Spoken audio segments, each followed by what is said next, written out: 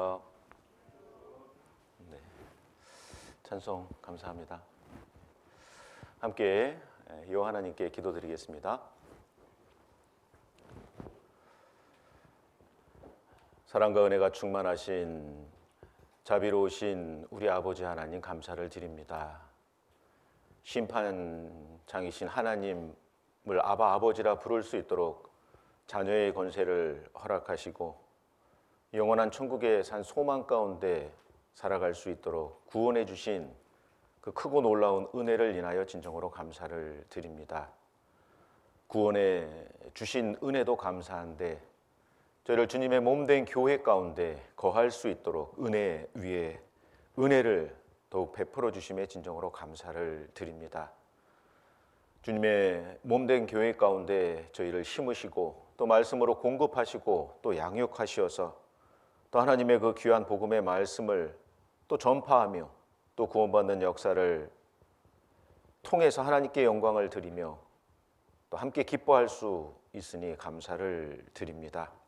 너무나 연약한 저희들을 주님의 능력의 오른손으로 붙잡아 주시고 또 주님의 그 지혜로운 말씀으로 공급해 주셔서 가장 지혜로운 삶을 살아갈 수 있도록 도와주시니 감사를 드립니다. 오늘도 또 주님의 귀한 말씀 앞에 나왔습니다. 하나님의 그 사랑과 긍휼과 또 하나님의 뜻과 계획을 온전히 분별할 수 있는 지혜를 허락해 주시기를 간구합니다. 주님의 몸된 교회 안에 또 육신의 질병으로 고통 가운데 계신 형제 자매님들 주님의 능력의 손길로 치유시켜 주시고 건강한 육체로 함께 신앙생활할 수 있도록 도와주시며 또 마음의 근심과 또 슬픔 가운데 계신 분이 있다면 주님의 자비로운 손길로 어루만져 주셔서 기쁨과 또 감사함 가운데 함께 신앙생활할 수 있도록 도와주시기를 주님께 간구를 드립니다. 오늘도 하나님의 말씀을 대언하는 자 오직 말씀만을 알아듣기 쉽게 전할 수 있도록 도와주시고 듣는 모든 분들 하나님의 말씀으로 받을 수 있도록 도와주시옵소서. 오직 시종을 주 성령님께만 의지하고 맡깁니다. 고마우신 구주 예수 그리스도의 이름 받들어 감사하며 기도드렸습니다. 아멘. 예, 성경 찾겠습니다. 신약 성경 마가복음 4장입니다.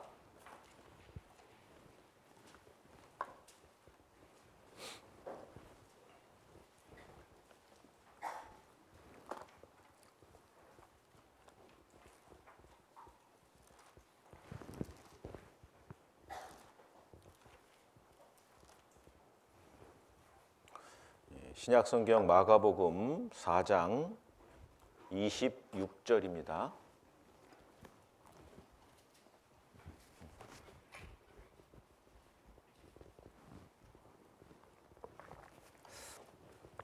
마가복음 4장 26절부터 몇 절 읽어드리겠습니다. 또 가라사대 하나님의 나라는 사람이 씨를 땅에 뿌림과 같으니 저가 밤낮 자고 깨고 하는 중에 씨가 나서 자라되 그 어떻게 된 것을 알지 못하느니라.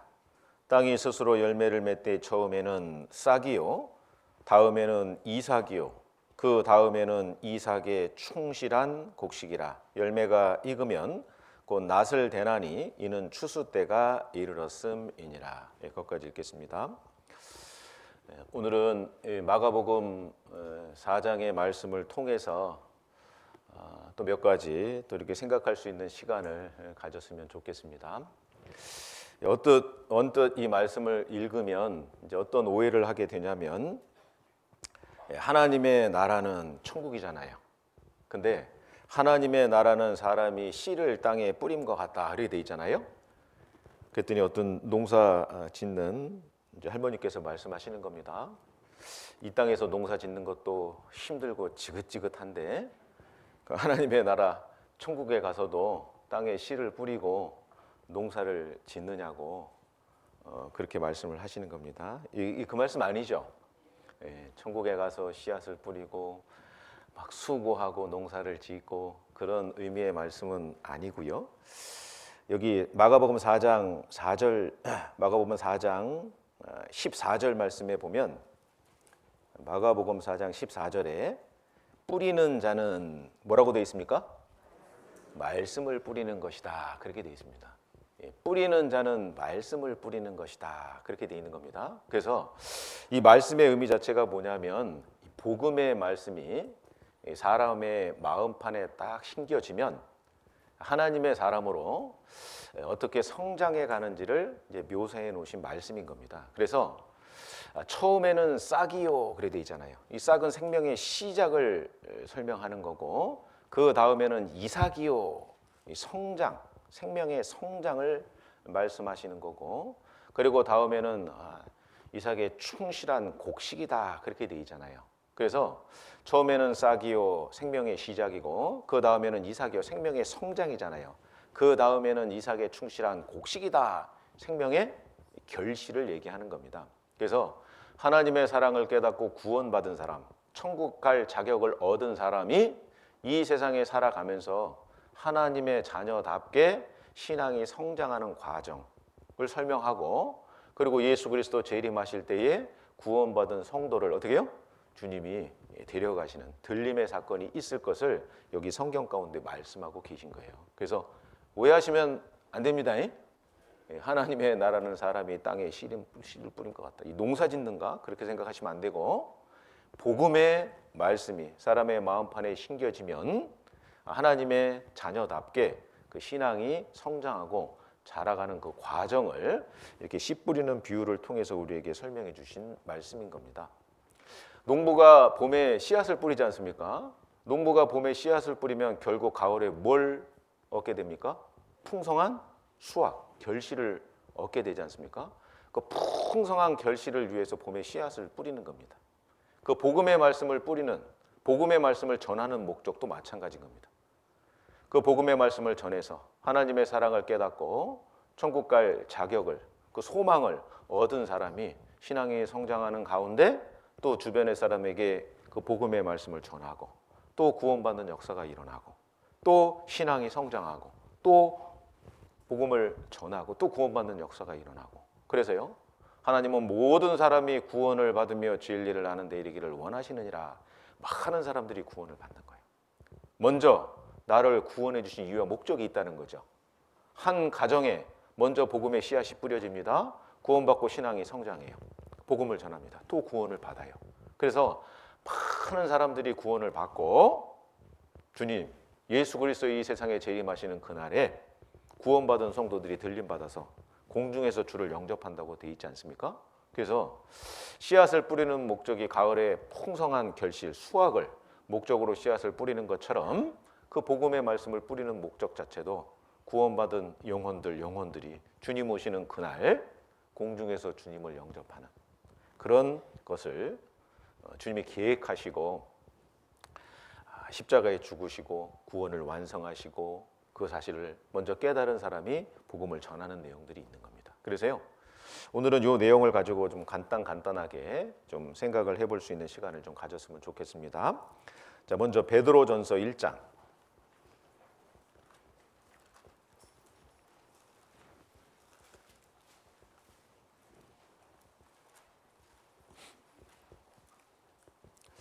베드로전서 1장 8절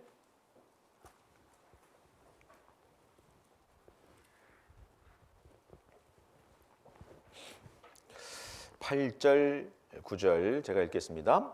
예수를 너희가 보지 못하였으나 사랑하는도다. 이제도 보지 못하나 믿고 말할 수 없는 영광스러운 즐거움으로 기뻐하니 믿음의 결국 곧 영혼의 구원을 받음이라. 자, 복음의 말씀을 통해서 나 구원받았다.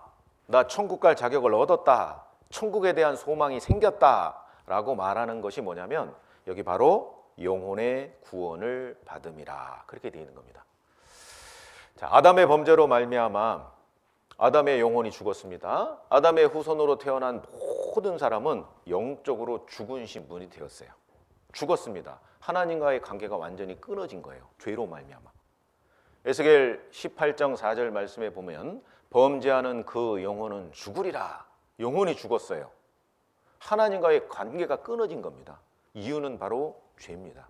그 죄 문제를 해결해 주시기 위해서 이 세상에 예수님이 오셨죠. 2000년 전에. 너희가 예수를 보지 못하였으나 사랑하는도다. 이제도 보지 못하나. 그죠? 우리는 예수님을 본 적도 없습니다. 그러나 믿고 말할 수 없는 영광스러운 즐거움으로 기뻐하니 믿음의 결국 곧 영혼의 구원을 받음이라. 예수님께서 우리를 위해서 십자가상에서 하신 일이 성경 가운데 그대로 다 기록되어 있습니다. 예수님이 하신 일이 있는 겁니다. 예수님께서 그 하신 일을 듣고 믿음으로 말미암아 구원을 받은 겁니다. 천국 들어갈 자격을 얻었습니다. 믿음의 결국 곧 영혼의 구원을 받음이라. 나 구원받았다. 그것을 좀 더 구체적으로 말씀을 드리면 영혼이 구원받았다는 얘기예요. 죽은 영혼이 살아났다는 얘기예요. 죽은 영혼이 거듭났다는 얘기인 겁니다. 믿음의 결국 곧 영혼의 구원을 받음이라. 그렇게 되어 있죠? 성경 에베소서 2장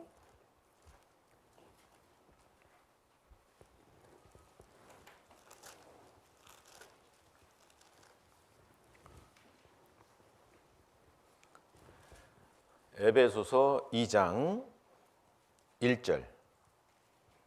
짧은 말씀이니까요. 같이 한번 읽어보겠습니다. 너희의 허물과 죄로 죽었던 너희를 살리셨도다. 너희의 허물과 죄로 죽었던 너희를 살리셨도다. 육체가 죽었는데 죽은 육체를 살린 게 아니죠. 너희의 허물과 죄로 죽었던 영혼을 살리셨도다. 그 말씀이잖아요. 그가 찔림은 우리의 허물을 인하며 그가 상함은 우리의 죄악을 인함이라. 그가 징계를 받음으로 우리가 평화를 누리고 너희의 허물과 죄로 죽었던 너희 영혼을 살리셨도다. 어떻게 해요? 그가 찔림은 우리의 허물을 인하며 그가 상함은 우리의 죄악을 인함이라.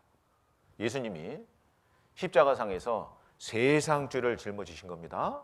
요한일서 2장 2절 말씀에 보면 온 세상의 죄를 위하십니다. 온 세상 모든 사람의 죄를 예수님이 짊어지시고 죄의 싹슨 사망이여 십자가에 피 흘려 죽어주셨어요. 그리고 우리 죄를 영원히 용서해 놓으신 겁니다. 그런데 천국 못 가는 사람이 있죠. 왜요? 이 은혜를 모르니까 믿을 수도 없죠. 이 은혜를 알고 믿고 구원받을 수 있을 텐데 이 사실을 모르는 사람들이 사실은 너무 많은 거예요. 너희의 허물과 죄로 죽었던 너희를 살리셨도다. 죽은 영혼이 살았습니다. 거듭났어요.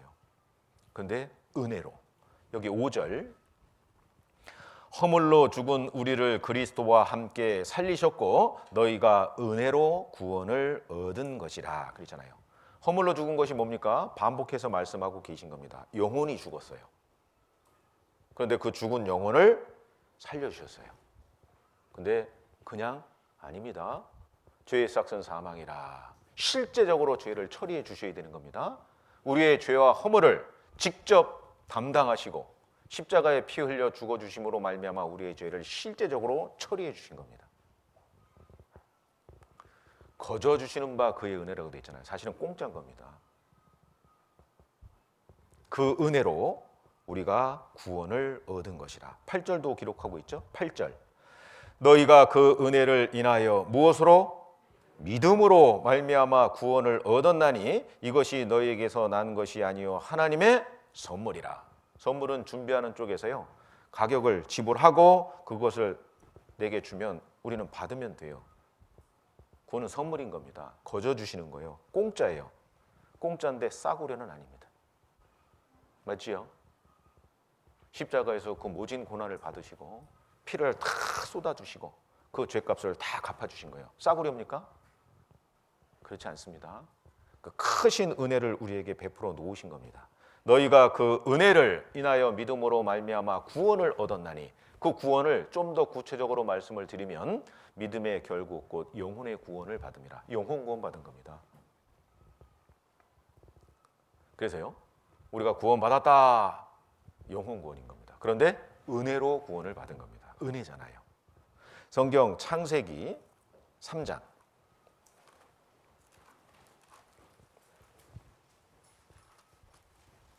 21절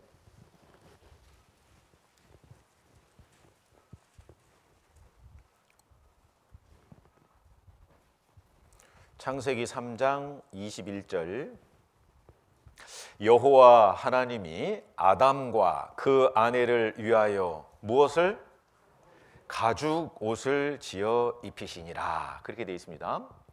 자, 에덴 동산에서 아담과 하와가 살 때는요, 그때까지는 세상에 죄가 들어오지 않았습니다. 그래서 창세기 2장 끝절에 보면 아담과 하와가 벌거벗고 살았지만 수치와 부끄러움을 전혀 느끼지 못했던 겁니다. 자, 하나님은 사람을 창조하실 때 정직하게 창조하셨죠. 그러나 사람은 많은 꾀를 낸 것이니라. 범죄의 가능성은 있지만 하나님께서 인생들에게 자유의지를 주신 겁니다.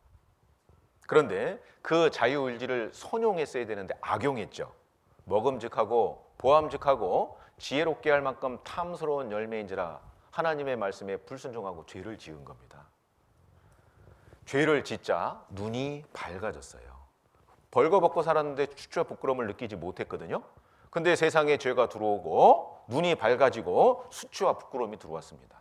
그래서 아담과 하와가 무화과 나무 잎으로 옷을 해서 입었습니다. 그런데 그것은 완벽한 옷이 될 수가 없었던 겁니다. 햇빛이 비치고 몇 번 앉았다 일어나면 완전히 그 무화과 나무 잎이 으스러질 거 아니에요. 줄기만 남는 겁니다. 수치와 부끄러움을 가릴 수가 없었던 겁니다. 무화과 나무 잎은 무엇을 얘기하느냐? 자기의, 자기 행위로 자기의 수치와 부끄러움, 자기의 죄를 가려보려고 했던 인간적인 방법, 인간적인 수단, 인간적인 노력, 그것을 설명하는 겁니다. 그런데 그건 완전해요? 불완전하는 거예요. 그 수치와 부끄러움을 가릴 수 없었던 겁니다. 자, 그런데 아담과 하와가 정말 하나님 앞에 불순종하고 죄를 범했지 않습니까? 잘못됐죠. 그런데 그 아담과 하와가 정말 잘했던 것이 뭐냐면 회개했다는 겁니다. 아담아, 아담아, 내가 어디 있느냐? 하나님이 아담을 부르실 때 아담은요 이렇게 대답합니다. 내가 벗었으므로 두려워하여 숨었나이다. 분명히 그 아담과 하와는 무화과 나무잎으로 옷을 해입었을 겁니다. 그 나뭇잎이 으스러지면 또 새로운 나무잎으로 옷을 해입었을 겁니다. 분명히 입고 있었을 거예요. 그럼에도 불구하고 벗었으므로 두려워하여 숨었나이다. 무슨 뜻일까요? 하나님, 나는 하나님 앞에 벌거숭이 죄인입니다. 죄인입니다. 그것을 하나님 앞에 드러내는 거예요. 그게 뭡니까? 회개잖아요. 하나님 앞에 자기 자신의 범죄함을 정확하게 고백하고 자백했습니다. 회개했습니다. 회개하니까 하나님이 어떤 일을 해주셨어요? 가죽옷을 지입힌 거예요. 여호와 하나님이 아담과 그 아내를 위하여 가죽옷을 지어 입히시니라. 가죽옷이죠. 가죽옷이 만들어지려면 반드시 짐승이 죽고 피가 흘려져야 되는 거예요. 짐승이 죽고 피가 쏟아져야만 가죽옷이 만들어질 수 있는 겁니다. 그런데 가죽옷을 누가 만드셨어요? 여호와 하나님이 가죽옷을 지어 입히시니라. 하나님이 만들어주신 거예요. 이것이 하나님의 은혜라는 겁니다. 그 수치와 부끄러움을 온전히 가릴 수 있는 가죽옷이 만들어진 거예요. 그 가죽옷이 무엇을 의미할까요? 성경 이사야 61장에는 구원의 옷이라고 되어 있습니다. 성경 이사야 61장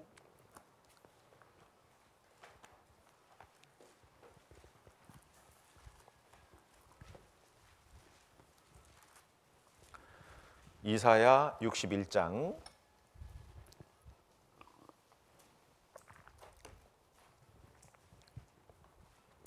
10절 내가 여호와로 인하여 크게 기뻐하며 내 영혼이 나의 하나님으로 인하여 즐거워하리니 이는 그가 무엇으로? 구원의 옷으로 내게 입히시며 의의 겉옷으로 내게 더하심이. 그렇게 되어 있죠. 거기까지만 읽겠습니다. 여기 보면 구원의 옷으로 내게 입히셨다 그렇게 되어 있잖아요. 무화과 나무 잎은 완전하지 못합니다. 인간 스스로의 방법으로 수치와 부끄러움을 가려보려고 했던 거예요. 안 되는 거예요. 불가능한 거예요. 그것을 깨닫자 하나님 앞에 자기 자신의 죄를 회개했잖아요. 벌거숭이 죄인입니다. 그때 하나님이 짐승을 잡아서 가죽옷을 지어 입히신 겁니다. 그것이 바로 구원의 옷인 겁니다. 여기 구원이 뭐냐면 영혼 구원이에요. 영혼 구원의 옷을 딱 입혀주신 겁니다. 그렇죠? 구원의 옷으로 내게 입히시며 그 뒤에 뭐라고 되어 있습니까? 의의 겉옷으로 내게 더하심이 있잖아요. 먼저는 믿음의 결국 곧 영혼의 구원을 받음이라. 영혼 구원 받은 사람은요 천국 들어갈 자격을 얻은 사람입니다. 전적으로 하나님의 은혜와 하나님의 능력으로만 된 겁니다. 그리고 난 이후에 의의 겉옷으로 내게 더하심이 그렇게 돼 있잖아요.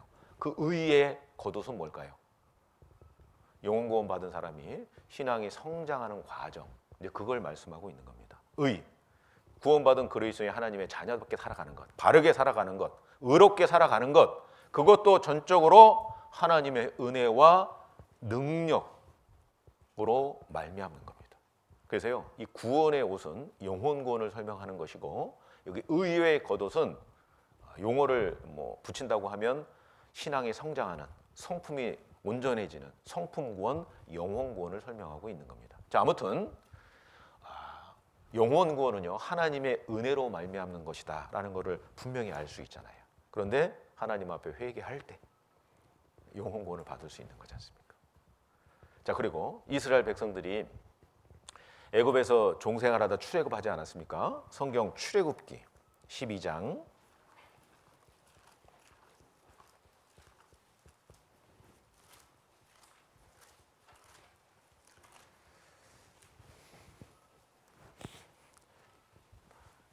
출애굽기 12장 13절 내가 애굽 땅을 칠 때에 그 피가 너희의 거하는 집에 있어서 너희를 위하여 표적이 될지라 내가 무엇을 피를 볼 때에 너희를 넘어가리니 재앙이 너희에게 내려 멸하지 아니하리라 이런 말씀이 있지 않습니까? 자, 이스라엘 백성들 그 야곱의 후손 이스라엘의 후손이 애굽에 내려가서 종생활을 자그마치 400년을 하고 있었습니다. 그때 하나님께서 모세를 보내죠. 애굽의 바로 왕 앞에 서서 하나님이 말씀하셨습니다. 이스라엘 백성들을 이제 좀 놓아주십시오. 하나님이 약속하신 그 가나안 땅으로 인도하겠습니다. 그때 애굽의 파라오가 뭐라고 얘기합니까? 하나님이 누구냐? 그렇게 얘기하잖아요. 내가 이 애굽에서 섬기고 있는 신들이 사실은 많이 있는데 또 하나의 다른 신인가? 그 하나님이 누구냐? 그때 하나님이요, 하나님의 능력을 애굽에 내리잖아요. 그것이 이제 10가지 재앙의 모습으로 나타나는 겁니다. 그 마지막 재앙이 뭐냐면 장자 죽는 재앙이었잖아요. 근데 그 장자 죽는 재앙으로부터 이스라엘의 장자들이 죽지 않을 수 있는 방법을 하나님이 모세를 통해서 이스라엘 백성들에게 알려주는 거예요. 짐승을 잡아라. 피를 받아라. 그리고 양을 먹을 집, 문, 좌우, 설주와 임방에 바르라. 그렇게 돼 있거든요. 그리고 그 양을 구워서 먹되 허리에 띠를 띠고 신을 신고 지팡이를 잡고 급히 막으라. 이것이 여호와의 유월절이니라 라고 말씀하시면서 내가 그 피를 볼 때에 너희를 넘어가리니 재앙이 너희에게 내려 멸하지 아니하리라 라고 말씀하시잖아요. 그러니까요, 장자가 죽는 재앙으로부터 이스라엘 장자는 한 사람도 죽지 않았습니다. 은혜 아닙니까? 대신 짐승이 죽어서 피를 쏟고 이스라엘의 장자는 한 사람도 죽지 않았습니다. 은혜지 않습니까? 은혜. 고린도전서 5장 7절에는 유월절 양 곧 그리스도께서 희생이 되셨느니라. 이 유월절 어린 양은 곧 예수 그리스도의 모형이고 그림자였던 겁니다.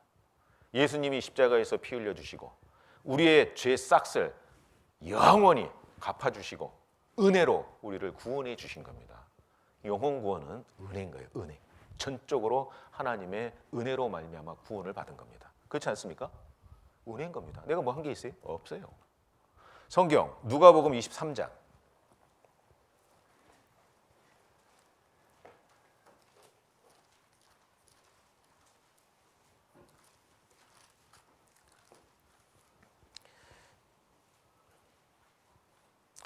누가복음 23장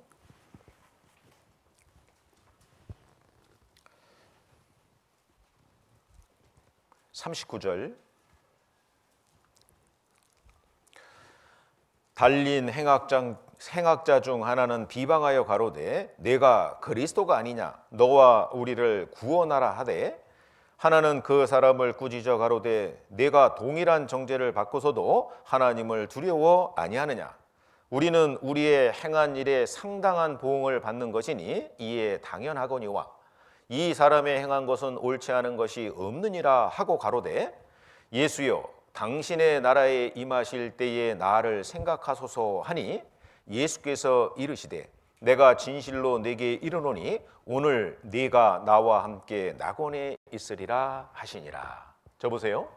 이 내용이 뭐냐면 예수님이 십자가에 돌아가실 때 양편, 오른편 그리고 왼편 두 강도가 있었던 겁니다. 그런데 두 강도 중에 한 강도는 죽음 직전에 하나님 앞에 회개합니다. 그리고 구원을 받아요. 영혼 구원을 받는 겁니다. 그게 바로 은혜라는 겁니다.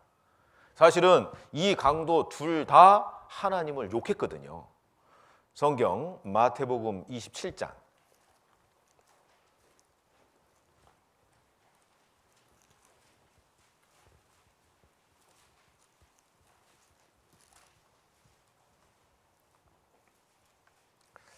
마태복음 27장 38절 이때에 예수와 함께 강도 둘이 십자가에 못 박히니 하나는 우편에 하나는 좌편에 있더라. 44절 함께 십자가에 못 박힌 강도들도 이와 같이 욕하더라. 그돼 있잖아요. 보시면 예수님 십자가에 죽으실 때 양편 강도가 다 예수님을 욕했어요. 비방했습니다. 그런데 점점 시간이 지나가는 가운데 한편 강도가 돌이켰습니다. 회개했습니다.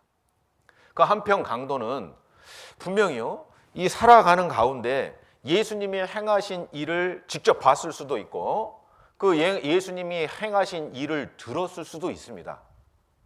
그런데요, 돌이키지 않았죠. 회개하지 않았던 겁니다. 그런데 죽음 앞에 그 한편 강도는요, 회개하고 돌이켰습니다. 당신의 나라에 임하실 때 나를 좀 생각해 주십시오. 나는 죄인입니다. 지옥 갈 운명 가운데 있습니다. 그때 예수님이 말씀하신 겁니다. 내가 네게 진실로 진실로 이르노니 오늘 네가 나와 함께 낙원에 있으리라. 그 한편 강도는요, 그날 주님과 함께 어디요? 낙원, 천국에 들어간 것이 확실합니다. 자, 그럼 생각해 보십시오. 이 한편 강도는요, 강도질 한 거 평생. 예수님이 3년 반 공생할 때도 마찬가지로 강도질을 하고 살았던 겁니다. 그런데 죽기 직전에 영혼 구원을 받은 거예요. 무엇으로? 은혜로. 그런데 회개하는 일이 분명히 있었지 않았습니까? 자, 우리가요, 은혜로 구원을 받는 거지 행위로 구원받을 수 없다는 걸 분명히 알 수 있는 사건인 겁니다. 이 강도가요, 예수님 말씀하십니다. 내가 진실로 진실로 내게 이르노니 오늘 내가 나와 함께 낙원에 있으리라. 아니 예수님 잠깐만, 제가 평생 강도짓 했습니다. 예수님 공생하실 그때도 그 예수님이 행하신 소리, 그 말씀을 다 듣고 행하신 어떤 이적도 보고 했지만 돌이키지 않았습니다. 그리고 계속 강도짓을 하고 살았습니다.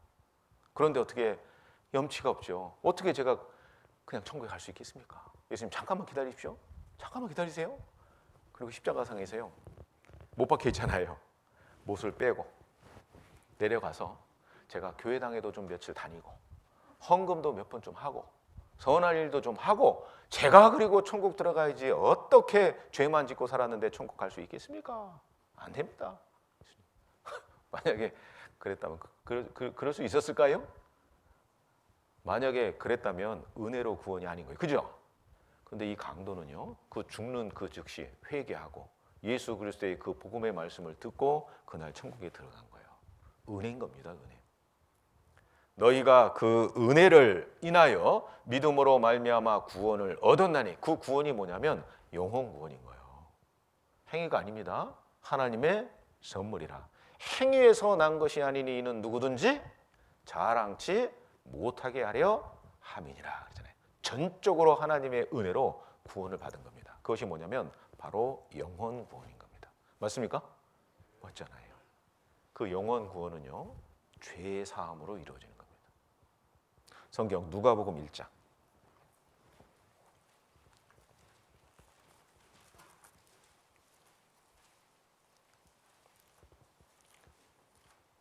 누가복음 1장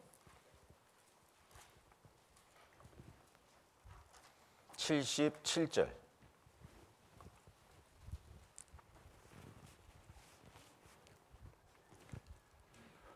누가복음 1장 77절 같이 읽겠습니다. 주의 백성에게 그 죄 사함으로 말미암는 구원을 알게 하리니. 나 구원 받았다.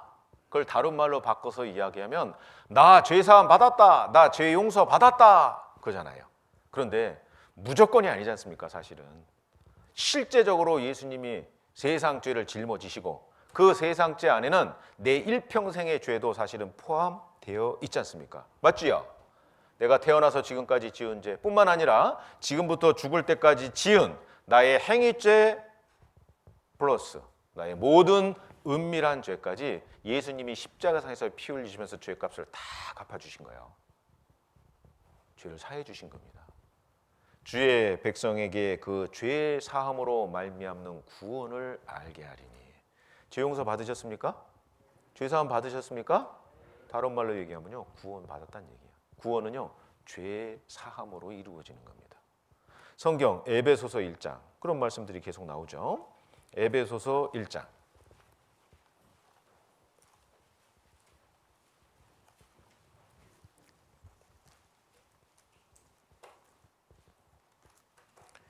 7절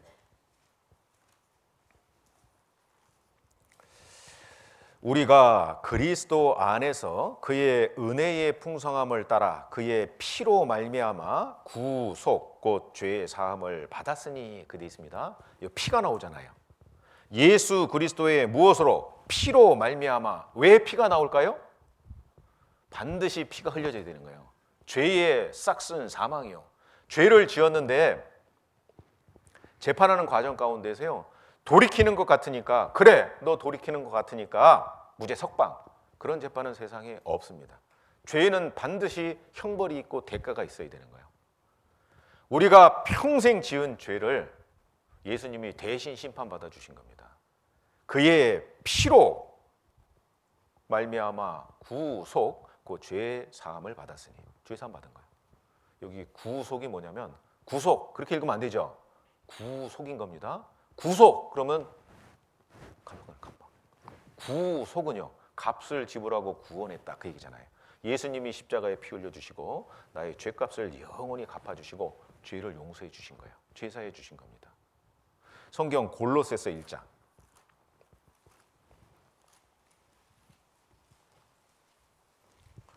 13절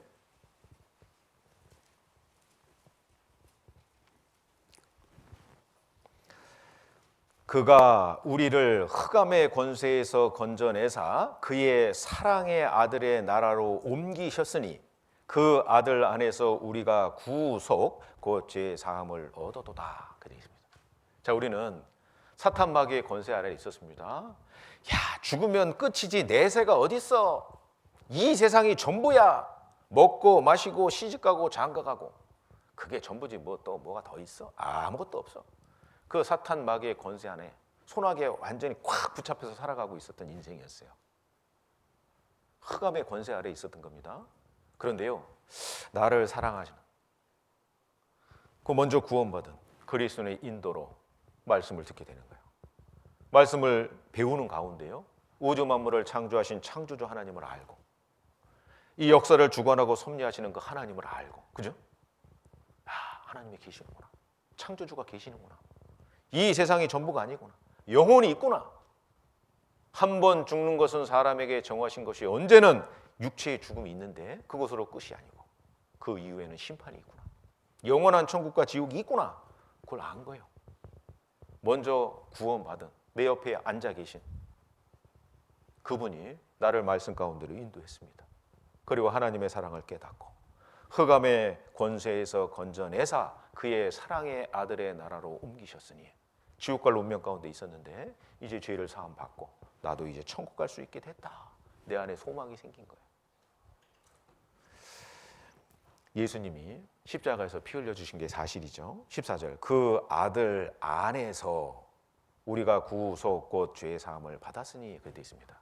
그런데요, 여기 하나 좀 집어넣으면, 요거 집어넣으면 좋을 것 같아요. 그 아들 안에서 믿음으로 말미암아 구속 그 죄 사함을 받았으니, 그 은혜를 믿는 믿음 하나 딱 보신 겁니다. 그렇지 않습니까? 그래서요, 이 구원, 영혼 구원은 죄 사함으로 이루어지는 구원인 겁니다. 자, 그리고 이 영혼 구원 받은 사람은요, 그러니까 단번에 구원을 받는 거예요. 단번에. 성경 골로새서 여기 1장 6절 바로 있죠. 1장 6절. 1장 6절 말씀은 같이 한번 읽어보겠습니다. 이 복음이 이미 너희에게 이름에 너희가 듣고 참으로 하나님의 은혜를 깨달은 날부터 너희 중에서와 같이 또한 온 천하에서도 열매를 맺어 자라는도다. 이 영혼 구원은요, 단번에 이루어지는 겁니다. 만약에 이 영혼 구원이 나의 절대적인 행위로 말미암아 구원이 이루어진다면 반드시 시간이라는 게 필요할 거예요. 그죠? 선을 행하고 의를 행하고 시간이 분명히 필요할 텐데 이 영혼 구원은 사실 단번에 이루어지는 겁니다. 여기 기록된 말씀과 같이 이 복음이 이미 너희에게 이름에 너희가 듣고 하나님의 은혜를 깨달은 날부터 그래 돼 있잖아요. 그러니까 하나님의 은혜를 깨달은 거예요. 성경을 배우는 가운데 하나님이 계시다는 거 알았습니다. 그 말씀을 통해서 내가 지옥 갈 죄인이라는 사실을 깨달았어요. 지금 죽으면 난 지옥 가는구나. 그죠? 근데 그 복음의 말씀을 듣는 순간 아하, 나를 구원해 놓으셨네. 이미 내 죄도 예수 그리스도 안에서 다 용서해 놓으셨네. 그 사실을 깨닫는 순간 나도 천국 갈 수 있는 자격이 있구나. 그걸 깨닫지 않습니까? 하나님의 은혜를 깨달은 날이 있는 겁니다. 단번에 주신 믿음의 도라고 되어 있거든요. 스가랴 3장 9절 말씀에 보면 이 세상에 이 땅의 죄악을 하루에 죄하리라라고 말씀하시잖아요. 예수님 십자가에 죽는 그날, 그 하루, 그때 이 땅의 모든 죄를 하루에 제하신다고 말씀하셨습니다. 그러니까 단번에 주신 믿음이잖아요. 유다서 1장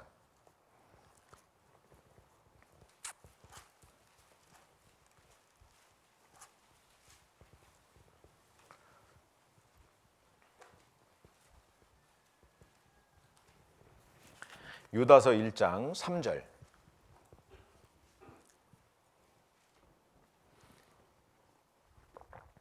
사랑하는 자들아 내가 우리의 일반으로 얻은 구원을 들어 너희에게 편지하려는 뜻이 간절하던 차에 성도에게 몇 번에? 단번에 주신 믿음의 도를 위하여 힘써 싸우라는 편지로 너희를 권하여야 할 필요를 느꼈다 그러잖아요. 단번에 주신 믿음의 도예요. 행위로 말미암아 구원을 받는다면 시간이 분명히 걸릴 겁니다. 그런데 은혜를 믿음으로 말미암아 구원을 받는 거예요. 단번에 구원을 받는 거예요. 단번에 주신 믿음의 도를 위하여 힘써 싸우라는 편지로. 물론 과정은 필요할 겁니다. 왜? 하나님을 모르는 사람이 바로 구원받기는 어렵잖아요. 그러니까 하나님이 살아계시다는 것을 배우고 아는 시간, 과정은 필요할 거예요. 말씀을 통해서 내가 죄인이라는 것을 깨닫는 거, 그죠? 그런 과정은 분명히 필요하지만 그 은혜를 깨닫는 것은 단번에 주신 믿음의 도를 위하여. 여기 힘써 싸우라는 편지로 너희를 권한다 했잖아요. 나는 십수년을 교회를 다녔는데 아직도 구원을 못 받았는데 단지 며칠 듣고 구원을 받았다고? 구원 받았습니까? 받았잖아요. 성경 강연의 말씀 딱 일주일만 잘 들으면요 구원을 받는다니까요. 구원을 받아요. 그러니까요 힘써 싸우라는 편지로 구원 받았습니다. 죽어봐야 알지? 그런 사람도 또 있잖아요. 죽어보면 어딜까요? 지옥인 거예요. 영원 구원은 단번에 이루어지는 게 맞습니다. 구약시대 때 이스라엘 백성들이요 대제사장이 매년 다른 것의 피, 다른 짐승의 피를 가지고 들어가서 하나님 앞에 속죄 제사를 드리잖아요. 그런데 예수 그리스도는요 오직 자기 피로 영원한 속죄를 이루사 단번에 성소에 들어가셨느니라 라고 분명히 말씀하시지 않습니까? 영혼 구원은요 몇 번에? 단번에 이루어지는 거예요. 단번에.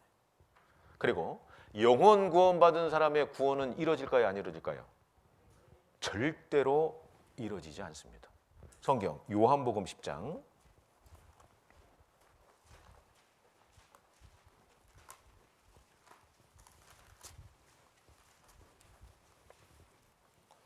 요한복음 10장 28절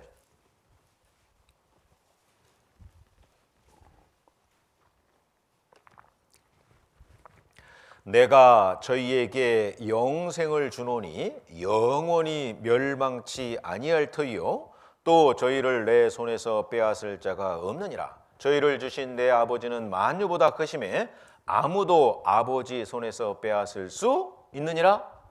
없느니라 그러잖아요.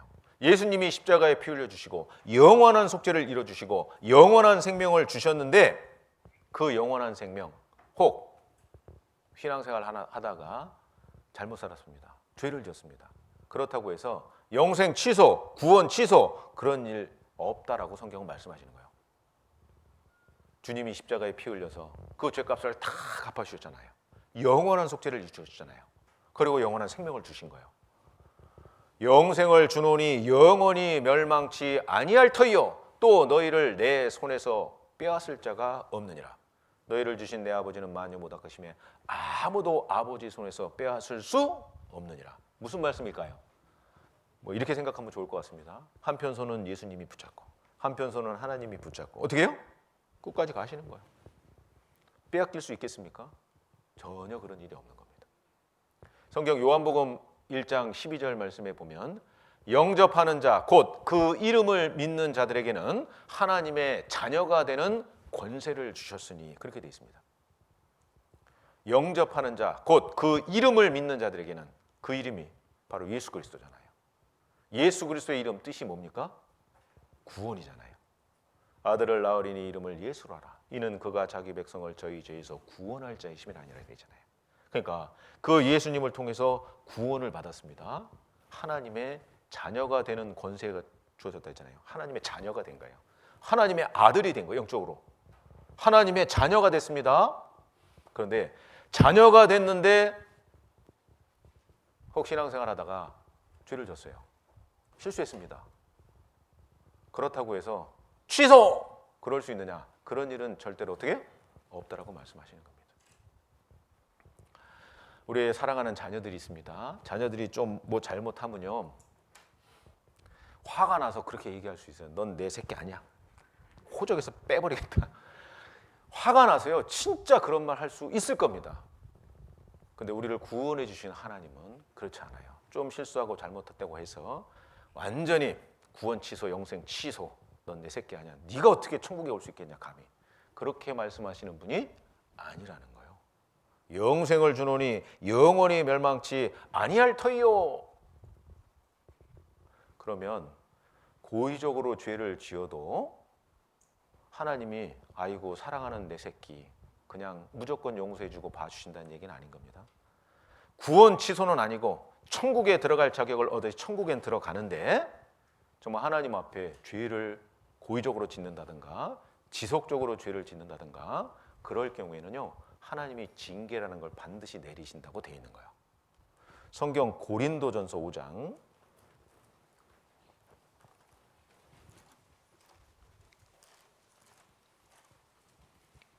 고린도전서 5장 1절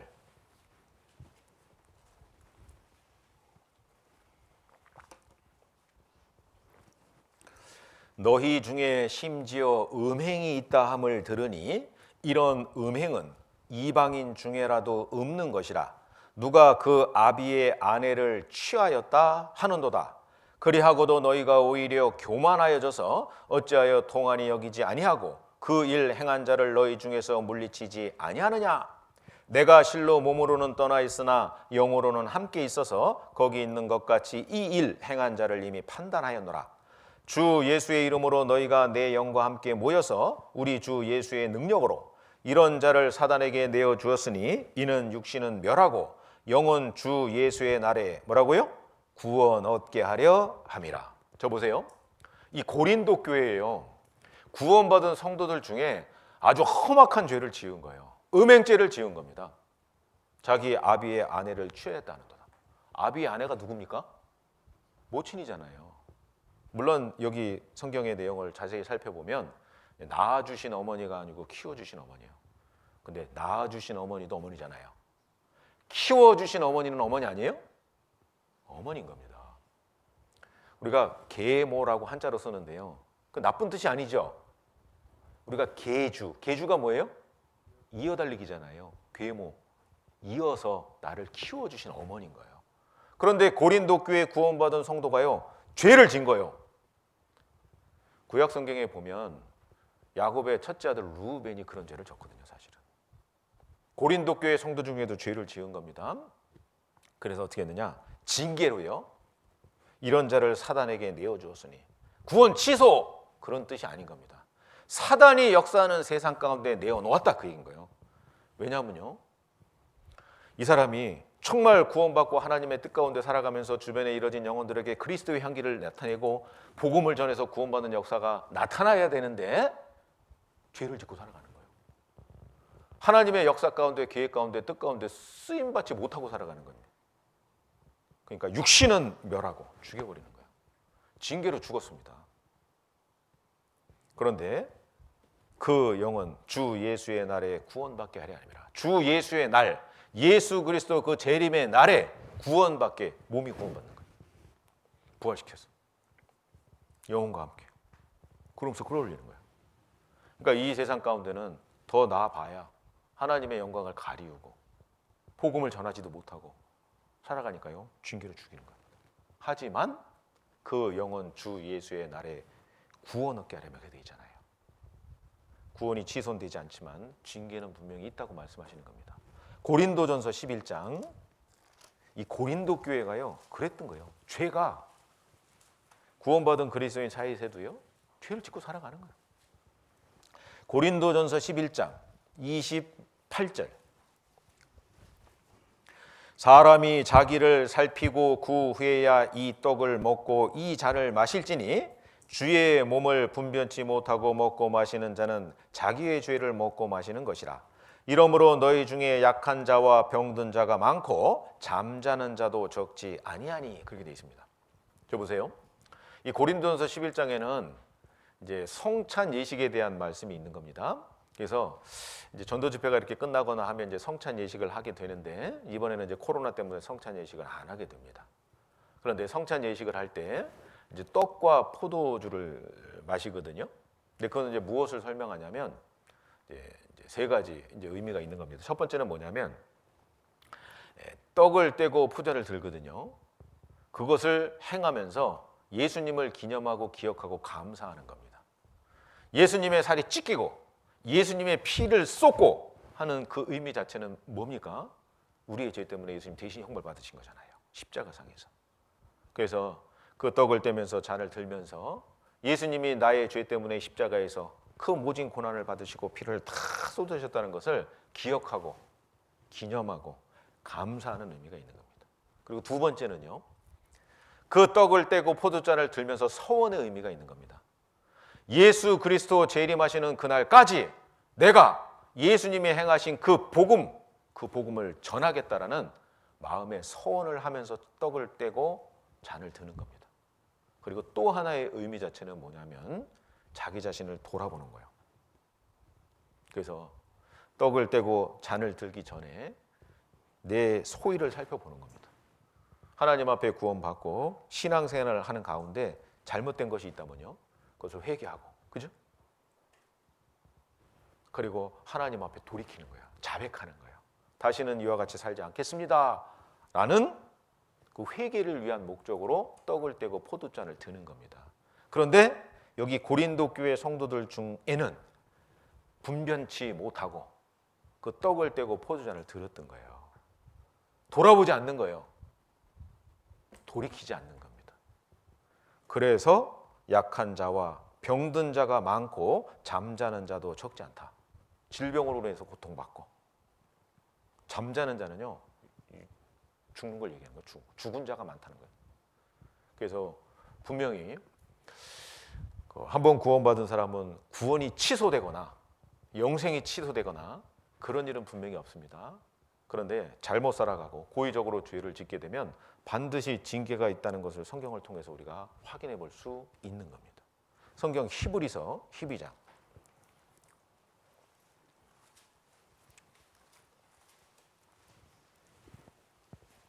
5절, 히브리서 12장 5절. 또 아들들에게 권하는 것 같이 너희에게 권면하신 말씀을 잊었도다 일렀을 때 내 아들아 주의 징계하심을 경히 여기지 말며 그에게 꾸지람을 받을 때에 낙심하지 말라.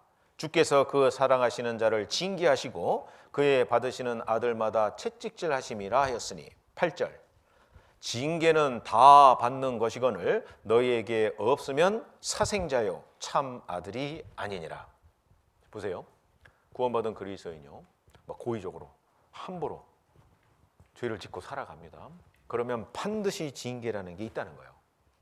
그런데 그 징계를 받을 때 그 징계를 가볍게 여기지 말라고 되어 있잖아요. 또한 낙심하지도 말라고 되어 있습니다. 징계가 없다 그러면 사생자라는 거예요. 구원받지 않았다는 겁니다. 하나님은 구원받은 그리스도인이 잘못 살아갈 때 반드시 징계하시는 분인 거예요. 근데 그 징계를 통해서 11절 무릇 징계가 당시에는 즐거워 보이지 않고 슬퍼 보이나 후에 그로 말미암아 연달한 자에게는 같이 읽겠습니다. 의의 평강한 열매를 맺나니 그러잖아요. 의의 평강한 열매를 맺는다고 되어 있잖아요. 잘못 살아왔습니다. 근데 그 징계를 통해서 돌이키고 하나님 앞에요 바르게 의롭게 선하게 살아가는 거예요. 그것을 위해서 하나님이 징계라는 걸 준다는 거예요. 내 새끼는 잘못하면 회초리 들어야 안 들어요? 저는 어마무시하게 들었습니다. 저희 첫째 진짜 요즘도 그 얘기합니다. 아빠 옛날에 진짜 무서웠다고. 근데 둘째는 거의 안 맞았어요. 둘째는 좀 야가요 보니까. 그러니까 형이 이렇게 잘못해갖고 맞는 거 보면요 탁 들어가서 공부해요 공부. 근데 첫째는 참 많이 맞았습니다. 이 첫째라 그런 것 같아요. 저도 첫째였거든요. 저도 아버지한테 지게작대기로 맞았거든요. 아들이니까요. 잘못 살면 드는 거예요. 근데 옆집 아들이 잘못 살면 회초리 들어야 안 들어요? 잘못 들었다면 깜빵 갑니다. 요즘 실형 선고받습니다. 큰일 나요. 근데 내 자식은요 회초리 들잖아요. 근데 요즘 그것도 못하게 막 법이 개정되고 그러는 것 같은데요. 사실은 그 자식을 사랑하기 때문에 어머니 징계하는 게 성경적으로 맞는 겁니다. 잘못 살았다고 해서 하나님 앞에 천국 취소, 구원 취소 그런 일은 절대로 없지만 잘못 살아가면 하나님 앞에 징계 있는 겁니다. 어떤 분 또 그럽니다. 좀 잘못 살아도 구원 취소 없다고? 그러면 좀 잘못 살아도 되겠네? 그럼 돼야 안 돼요? 안 돼요. 로마 3장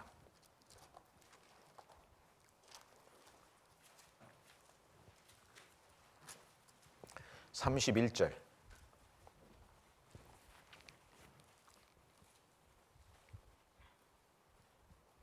로마 3장 31절 그런즉 우리가 믿음으로 말미암아 율법을 폐하느뇨 그럴 수 없느니라 도리어 율법을 굳게 세우느니라 그래 되잖아요. 나 예수 그리스도가 나를 위해서 하신 일을 믿고 나 구원받았다. 나 영생 얻었다. 나 천국 자격을 확실히 얻었다. 깨달았다. 그렇다고 율법을 폐하느뇨? 율법의 대표가 십계명이죠. 아이고 내 부모를 공경하라. 조금 부려도 되겠다. 간음하지 마라. 슬쩍슬쩍 죄 짓고요. 그럴 수 있느뇨? 그럴 수 없느니라. 도리어 율법을 굳게 세우느니라. 구원받은 그리스도인의 합당한 마음 자세 아니겠습니까? 좀 잘못 산다고 해서 구원 취소 그런 일 없다고? 그렇다고 어떻게 함부로 살겠습니까? 자, 주님의 말씀 가운데 영혼 구원 받은 사람은요 신앙이 쭉 성장하는 과정이 있어야 돼요. 그래서 마가복음 4장에 천국은 사람이 땅에 씨를 뿌림과 같으니 처음에는 싹이요 그랬잖아요. 싹은 생명의 시작이 시작. 예수 그리스도의 은혜로 영혼 구원 받은 걸 얘기하는 겁니다. 다음에는 이삭이요. 이삭은 생명의 성장이잖아요. 그러니까 구원받은 그리스도인이 신앙이 자라가는 과정이 반드시 어떻게 해요? 있어야 되는 거예요. 신앙이 성장이야. 하나님 아들답게 신앙이 성장해 가야 되는 거예요. 영혼 구원 받은 사람은 천국 들어갈 자격을 얻은 거고 다음에는 이삭이요. 신앙이 성장하는 과정을 통해서는 하나님이 주시는 것이 상급이라는 거예요. 상급을 오해하시면 안 됩니다. 하나님 나라에서만 천국에 가서 받는 것만 상급이 아니에요. 구원받은 그 시간부터 주님 앞에 서는 그날까지. 그리고 주님 앞에 서서 상급이 있는 거예요. 그렇다면 구원받고 지금까지 이뤄진 상급도 되게 많을 거리요. 앞으로 주님 앞에 설 때까지 상급을 받을 수 있는 시간도 빠르게 지나가고 있어요.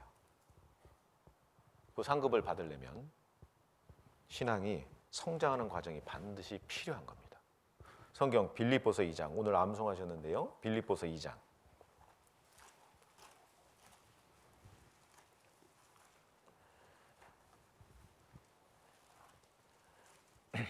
빌립보서 2장 12절.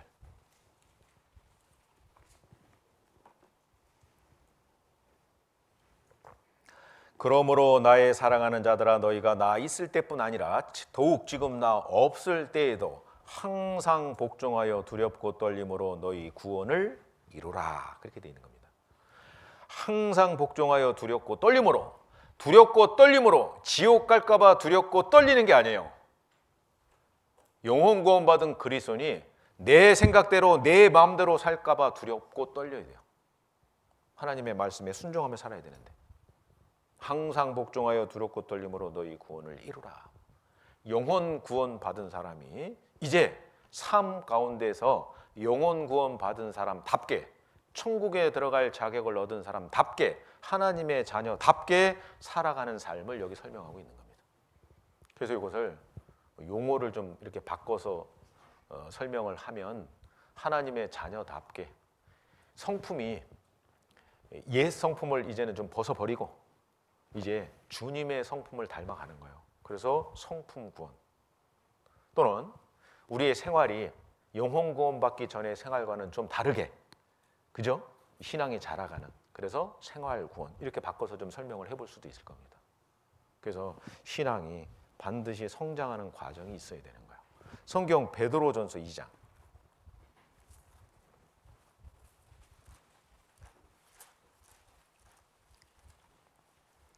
베드로전서 2장 1절. 그러므로 모든 악독과 모든 괴울과 외식과 시기와 모든 비방하는 말을 버리고 갓난 아이들같이 순전하고 신령한 젖을 사모하라. 이는 이로 말미암아 너희로 구원에 이르도록, 같이 읽겠습니다. 자라게 하려 함이라. 그렇게 되어 있습니다. 여보세요. 베드로전서 1장 23절에는 너희가 거듭난 것이 썩어질 씨로 된 것이 아니요 썩지 아니할 씨로 된 것이니 하나님의 살아있고 항상 있는 말씀으로 되었느니라. 거듭나셨습니까? 죄사함 받으셨습니까? 구원 받았습니까? 영생 얻으셨어요? 다 똑같은 말이지 않습니까?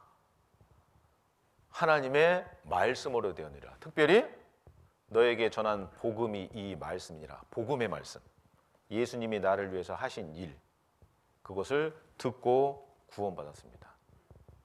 그러면서 2장 1절에 그러므로 그래 돼 있잖아요. 그러므로 구원받았으므로 모든 악독과 모든 괴울과 외식과 시기와 모든 비방하는 말을 어떻게 해요? 버리고.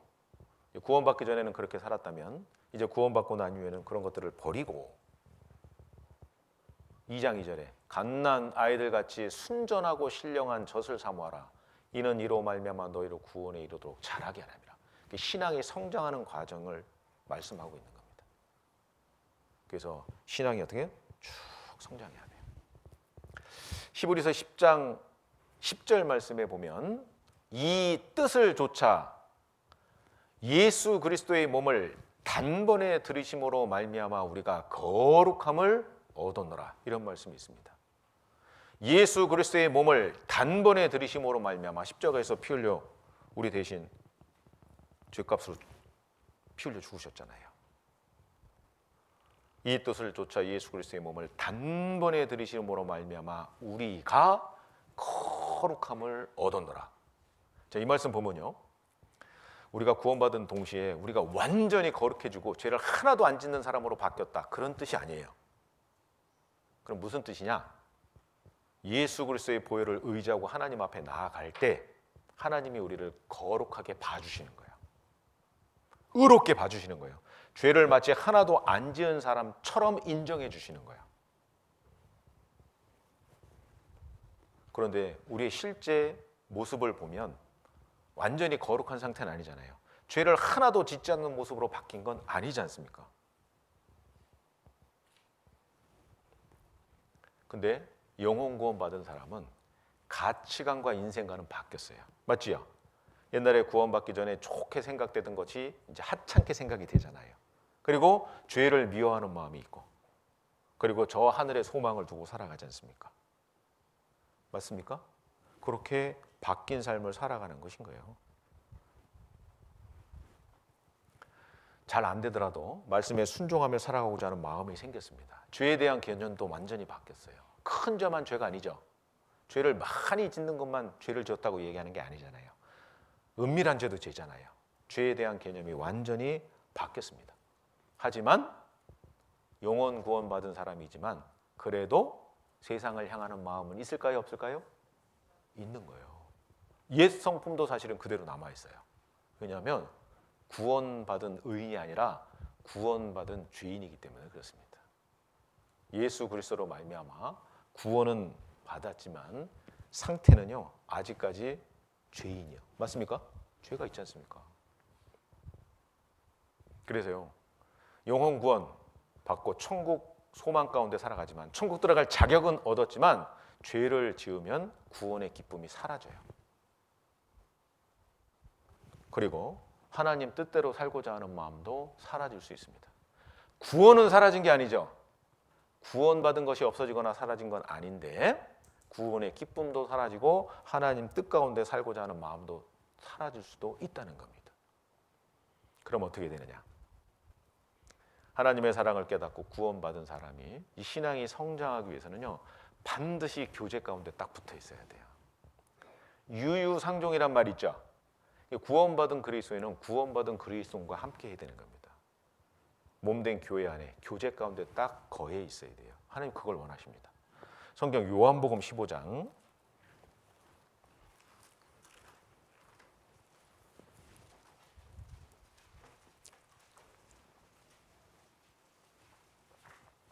요한복음 15장 1절 내가 참 포도나무요 내 아버지는 그 농부라. 3절 너희는 내가 일러준 말로 이미 깨끗하였으니 내 안에 거하라. 나도 너희 안에 거하리라. 가지가 포도나무에 붙어 있지 아니하면 절로 과실을 맺을 수 없음 같이 너희도 내 안에 있지 아니하면 그러하리라. 나는 포도나무요 너희는 가지니 저가 내 안에 내가 저 안에 있으면 이 사람은 과실을 많이 맺나니 나를 떠나서는 너희가 아무것도 할 수 없느니라. 7절 너희가 내 안에 거하고 내 말이 너희 안에 거하면 무엇이든지 원하는 대로 구하라. 그리하면 이루리라. 그렇게 돼 있잖아요. 저 보세요. 여기 보면 이제 포도나무의 비유인데 이 포도나무는 누구냐면 포도나무는 바로 예수님이다. 그렇게 돼 있는 거예요. 그리고 그 포도나무에 가지가 있는데 그 가지는 구원받은 그리스도인이다. 그렇게 얘기하시는 겁니다. 너희는 내가 이미 일러준 말로 깨끗하였으니 내 안에 거하라. 그죠? 내가 이미 일러준 말로 그 복음의 말씀을 통해서 이미 죄 씻음 받고 깨끗하게 되었으니 너희는 내 안에 거하라. 예수님 안에 거하라. 그 얘기잖아요. 에베소 1장에는 그를 만물 위에 교회의 머리로 주셨느니라. 교회는 그의 몸이니. 그런 말씀이 있습니다. 예수님은 만물 위에 교회의 머리라고 되어 있어요. 교회는 예수 그리스도의 몸이라고 되어 있습니다. 그러니까요, 이 사람으로 묘사를 한 거잖아요. 사람은 머리도 있고 몸도 있지 않습니까? 근데 몸이 가장 중요한데 몸은 바로 예수님이고 이 몸, 이 각각 지체들이 있는데 구원받은 성도, 교회다 그렇게 설명하고 있는 겁니다. 너희는 내가 이미 일러준 말로 깨끗하였으니 내 안에 거하라. 예수님 안에 거하라. 예수님의 몸 된 교회 안에 거하라. 그렇게 말씀하시는 겁니다. 교회 안에 딱 거할 때 어떻게 해요? 공급을 받고 자랄 수 있는 거예요. 성장할 수 있는 겁니다. 신앙이. 그런데요, 포도나무가 있는데 가지가 있는데 가지가 포도나무에서 딱 떨어졌어요. 끊어졌어요. 그러면 뿌리로부터 진액을 공급받아야만 어떻게 해요? 열매를 맺힐 수 있잖아요. 근데 가지가요 포도나무에서 딱 떨어져 있어요. 그러면 공급받지 못합니다. 그러면 열매 맺을 수 없는 거예요. 그러니까요, 너희는 내 안에 거하라 라고 말씀하시는 거예요. 여러분들을 사랑하셔서 이번에 성경 강연의 말씀을 듣도록 인도하신 분들이 계시잖아요. 그분들의 말씀을 잘 따르면 돼요. 교회 갑시다. 그러면 졸졸졸 따라서 교회 가면 돼. 오늘 모임 있습니다. 같이 모임 가면 돼요. 그 교제 가운데요, 딱 붙어 있으면 돼요. 그러면 그 교제를 통해서 공급을 받을 수 있는 겁니다. 공급이 참 중요한 겁니다. 공급을 받아야 되는 거예요. 성경 요한복음 10장 10절 도적이 오는 것은 도적질하고 죽이고 멸망시키려는 것뿐이요 내가 온 것은 양으로 생명을 얻게 하고 더 풍성히 얻게 하려는 것이라. 그래 있죠? 오직 이것을 기록함은 예수께서 하나님의 아들 그리스도 구세주인 것을 믿게 하려 하며 그 이름을 믿고 생명을 얻게 하려 하는 것이다. 그 생명이 무슨 생명이겠습니까? 요한복음 5장 39절에 너희가 성경에서 영생을 얻는 줄 생각하고 성경을 상고하거니와 이 성경이 곧 내게 대하여 증거하는 것이로다. 여기요, 내가 온 것은 너희로 생명을 얻게 하고 이 생명이 영원한 생명이잖아요. 그러니까 그 영원한 생명, 구원받는 것도 하나님의 은혜와 능력만으로 되는 겁니다. 뿐만 아니라 생명을 얻게 하고 더 풍성히 얻게 하려 함이라. 영혼 구원 받고 난 이후에 하나님이 지속적으로 공급해 주시는 것이 있는 거예요.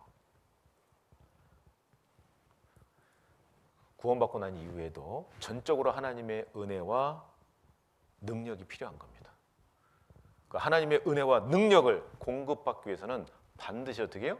교회 가운데 딱 뿌리를 내리고 있어야 되는 겁니다. 하나님 그걸 원하시는 거예요. 공급받지 않으면 사람이 죽을 수밖에 없어요. 갓난 아이들 같이 순전하고 신령한 젖을 사모하라 그랬잖아요. 갓난 아이들에게 있어서 음식은 젖이잖아요. 그 젖을요 잘 먹어야 되는 겁니다. 특별히 태어나서 초유는요 아주 중요한 거거든요. 반드시 그 초유를 먹어야 돼요. 그래야 아이가 건강한 거예요. 마찬가지로 너희가 거듭난 것이 말씀으로 되었느니라. 거듭난 사람들, 거듭날 때도 말씀으로 거듭났잖아요. 거듭나고 난 이후에도 필요한 것이 말씀이잖아요. 순전하고 신령한 젖이 말씀이잖아요. 사모하라. 이는 이로 말미암아 너희로 자라게 하려 함이라. 성장하기 위해서 필요한 것도 말씀이라고 분명히 말씀합니다. 그 말씀의 공급을 절대적으로 받아야지 하나님 자녀답게 성장할 수 있는 겁니다. 청년이 무엇으로 그 행실을 깨끗하게 하리까? 주의 말씀을 따라 삼갈 것입니다. 내가 주께 범죄치 아니하려 하여 주의 말씀을 내 마음에 두었나이다. 말씀의 공급을 받아야 돼요. 그래야만 잘하는 거예요.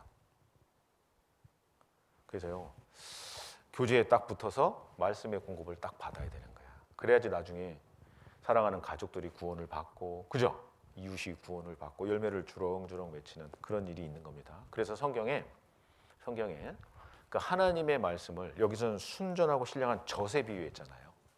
그 하나님의 말씀을 거울에다 비유하고, 그 하나님의 말씀을 물로 비유하고, 그 하나님의 말씀을 등불로 비유해 놓은 거예요.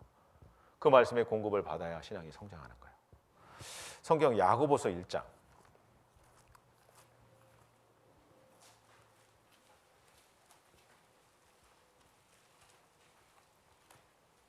야고보서 1장 22절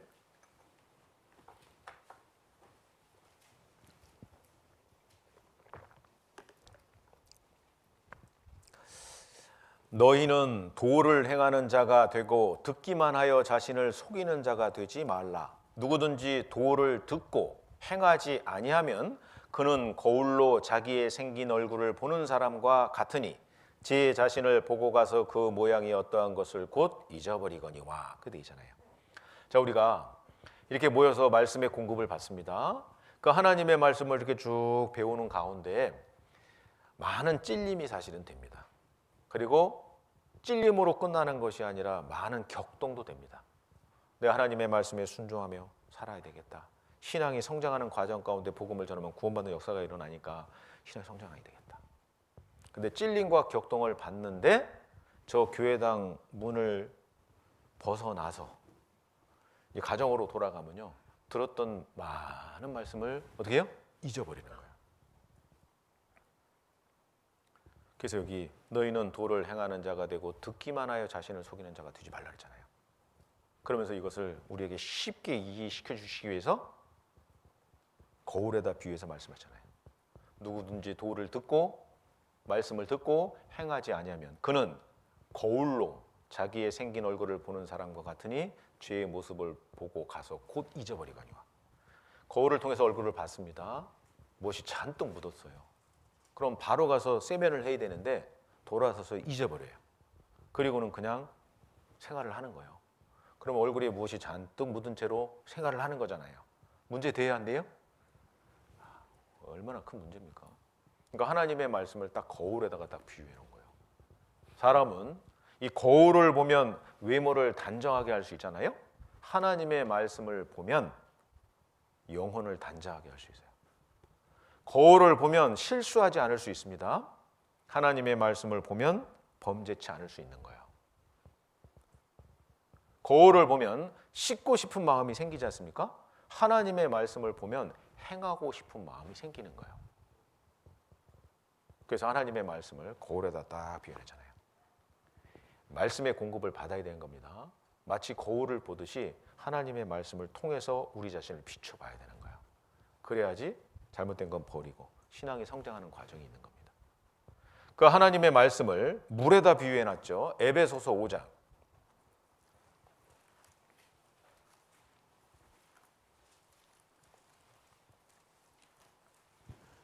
26절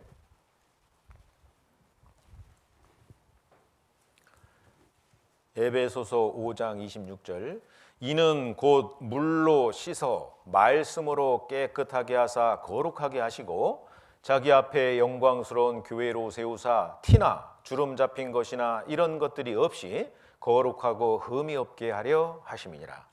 이 말씀이 이런 뜻이잖아요.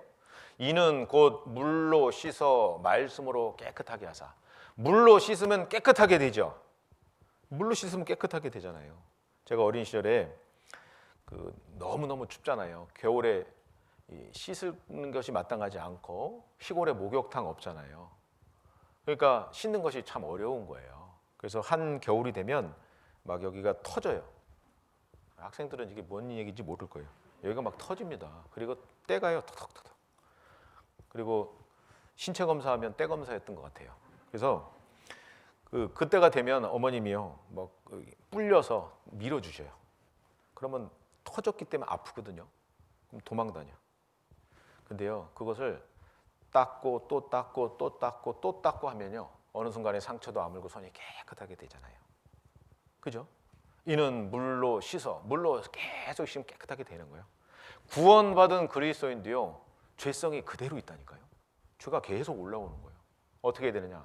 씻어서 깨끗하게 해야 돼요.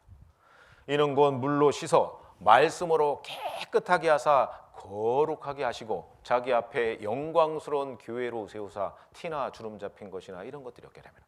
그러니까요 우리가 말씀의 공급을 계속 받고 개인적으로도 성경을 계속 읽는 가운데 하나님의 말씀에 순종하고 살아감 점점점 어떻게 해요? 신앙이 성장하고 온전해지는 그런 과정들이 있는 거예요. 그래서 교회가 여기 보면 자기 앞에 영광스러운 교회로 세우사 티나 주름 잡힌 것이나 이런 것들이 없이 흠이 없고 거룩하게 하심이라. 교회를 깨끗하게 만들어 가시는 거예요. 교회를 깨끗하게. 그 교회를 깨끗하게 만들어서 뭐 하시게요? 그래야 복음이 전해지는 거지 않습니까? 교회 가운데 서로 다툼이 있고 시기, 질투, 미움, 다툼 이런 것으로 교회 안에 가득 차 있으면요 전도가 사실은 잘 안 될 수 있지 않습니까? 그래서 하나님이 교회를 깨끗하게 만들어 가시는 거예요. 그 각자 개인이 할 일은 뭐예요? 말씀의 공급을 계속 받고 물로 씻는 것 같이 말씀으로 씻어 깨끗하게 하사 거룩하게 하시고 자기 앞에 영광스러운 교회로 세워나가는 그런 과정이 있어야 되는 겁니다. 그러니까 공급을 계속 받아야 돼요. 그래야지 신앙이 성장하는 걸 눈으로 볼 수 있는 겁니다. 그래서요, 신앙이 자라기 위해서는 교제 가운데 딱 거해야 되고, 교제 가운데 딱 거하면 말씀의 공급이 있잖아요. 그 과정을 통해서 우리의 신앙이 이렇게 쭉 성장하는 그런 과정들이 있는 겁니다. 그러는 과정 가운데 어떻게 해요? 복음을 전하잖아요. 구원받는 역사가 일어나는 겁니다. 처음에는 싹이요, 다음에는 이삭이요, 생명의 성장을 위해서는 교제에 거하고 공급받는 일이 분명히 있어야 되는 겁니다. 그 가운데 복음이 전해지는 역사가 쫙 있는 겁니다. 그래서 복음이 쫙 전해지면 또 구원받는 사람이 생기고, 또 구원받는 사람이 생기고, 그잖아요. 구원받는 사람이 생기고, 그러다가 주님 오시는 거예요. 처음에는 싹이요, 다음에는 이삭이요, 다음에는 이삭에 충실한 곡식이 익으면 낫을 대나니 이는 추수 때가 가까이 이르렀음이니라. 추수 때는 세상 끝이요, 세상 끝, 주의 임하심과 세상 끝에는 무슨 징조가 있사오리까? 예수님 재림하시는 거예요. 성경 히브리서 9장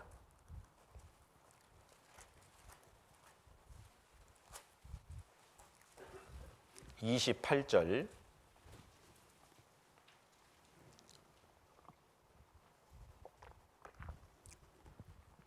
이와 같이 그리스도도 많은 사람의 죄를 담당하시려고 단번에 들이신 바 되셨고, 구원에 이르게 하기 위하여 죄와 상관없이 자기를 바라는 자들에게 몇 번째? 두 번째 나타나시리라. 이 한 절의 말씀에 예수님의 초림과 예수님의 재림에 대한 말씀이 있는 겁니다. 예수님의 초림의 사건은 그리스도도 많은 사람의 죄를 담당하시려고 단번에 들이신 바 되셨고, 그래 돼 있죠. 예수님이 이 땅에 오셔서 세상 죄를 짊어지셨죠. 온 세상 죄를 짊어지셨잖아요. 그 죄 안에 우리 각자의 죄 포함되어 있습니까? 당연히. 죄의 삭선 사망이라 죄값을 다 치러주시고 우리 죄를 영원히 용서해 주신 거예요. 그 은혜를 믿음으로 말미암아 영혼 구원 받았잖아요.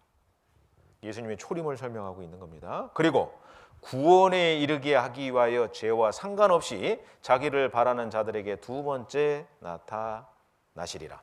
여기 구원 앞에 좀 생략된 것이 하나 있는 겁니다. 이 구원이 뭐냐면 우리가 들림 받는 걸 얘기하는 거예요. 들림 받는 거. 그래서 예수님 재림하시면 그리스도 안에서, 밖이 아니죠? 그리스도 안에서 죽은 자들이 먼저 일어나고 부활이잖아요. 그 후에 우리 살아있는 사람도 저희와 함께 부활시켜서 구름 속으로 끌어올려 주를 영접하게 하시리니, 여기 구원은 들림을 얘기하는 겁니다.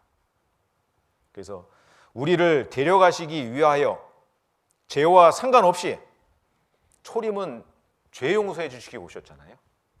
두 번째 오시는 것은 죄와 상관없이 자기를 바라는 자들에게 두 번째 나타나시잖아요. 예수 그리스도 재림하실 때 구원받은 성도를 데려가시는 그 일을 위해서 오시는 거예요. 그래서 여기 구원에 이르게 하기 위하여, 앞에 하나 좀 붙이면 몸의 구원이죠. 몸.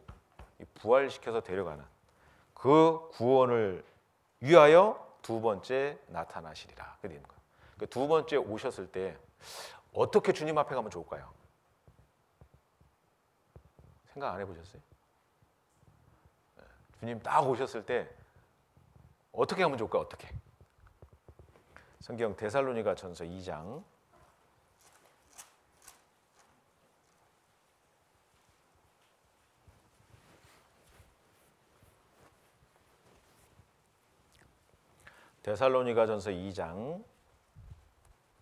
19절.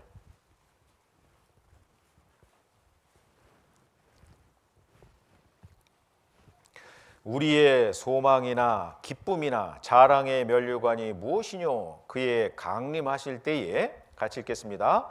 우리 주 예수 앞에 너희가 아니냐. 20절. 너희는 우리의 영광이요 기쁨이니라 그러죠. 이게 뭐냐면요, 사도 바울이요, 신약 시대 때 대표적인 인물 중에 한 사람이 누구냐? 구원받은 그리스도인 중에 사도 바울이거든요. 그 사도 바울이요, 1차, 2차, 3차, 4차에 걸쳐서요 계속 다니면서 복음을 전해요. 가서 복음을 전하는 곳마다 구원받는 역사가 일어나고, 그러니까 교회가 생기고요. 그러지 않습니까? 그래서 여기 데살로니가 지역에도요 복음을 전했고 교회가 딱 생긴 거예요. 그리고 그들에게 편지를 쓰면서 우리의 소망이나 기쁨이나 자랑의 면류관이 무엇이냐? 그의 강림하실 때, 예수님 재림하실 그때에 우리 주 앞에 너희가 아니냐? 너희가 우리의 자랑이고 너희가 우리의 면류관이다. 너희가 우리의 기쁨이고 너희가 우리의 영광이다. 그렇게 얘기하는 거예요. 근데 예수님 딱 재림하실 때요, 우리가 들림 받잖아요. 들림 딱 받을 때 나의 사랑하는 남편, 나의 사랑하는 자식, 자녀, 나의 사랑하는 가족, 그죠? 지인들, 나와 연결되어 있는 사람들이 주님 재림하시는 그날 같이 딱 주님 앞에 섰을 때 너희가 우리의 면류관이고 너희가 우리의 자랑이고 너희가 우리의 영광이고 너희가 우리의 기쁨이다. 그게 뭐겠습니까? 그게 상급 아니겠어요? 뭐 저기 하나님 앞에 갔을 때 표창장 상금 얼마 이런 건 아닐 것 같습니다. 그죠? 하나님 앞에 섰을 때 기쁨의 면류관, 자랑, 영광, 칭찬, 존귀, 그게 뭐겠습니까? 너희가 우리의 면류관이다. 너희가 우리의 자랑이다. 너희가 우리의 영광이다. 그렇지 않겠습니까? 그래서 처음에는 싹이요, 다음에는 이삭이요, 그 다음에는 이삭의 충실한 곡식이다. 추수 때가 되면 낫을 대나니 이는 추수 때가 이르렀습니다. 진짜 우리가 살고 있는 이 세상, 예수님의 재림의 때가 사실은 너무나 가까운 세상이라는 거 다 아시는데 요 안 움직이죠? 머리는 다 알잖아요. 몸이 안 움직여요. 힘이 없어서 그렇습니다. 왜 힘이 없을까요? 안 먹어서 그래요. 먹어야 되는 거예요. 음식이 생명이죠. 안 먹으면 죽습니다. 곡기 끊으면 돌아가셔요. 음식이 생명인 겁니다. 먹는 건 우리가 해야 돼요. 근데 이 안에서 생명이 되는 건 주님이 하시는 거예요. 근데 내가 안 먹으면서 힘을 달라고, 용기를 달라고 그러면 안 되는 겁니다. 말씀의 공급을 받아야 되는 거예요. 그래서요, 우리가요, 뭐 정부에서, 나라에서 뭐 정부 시책으로 소모임 하지 말라 그러잖아요. 근데 그 소모임은 뭐예요?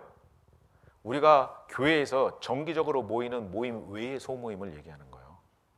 그럼 정기적으로 모이는 모임 뭡니까? 주일 집회, 수일 집회, 구역 모임, 조모임, 원래 뭐 이런 것들은 다 정기적으로 모이는 모임이에요.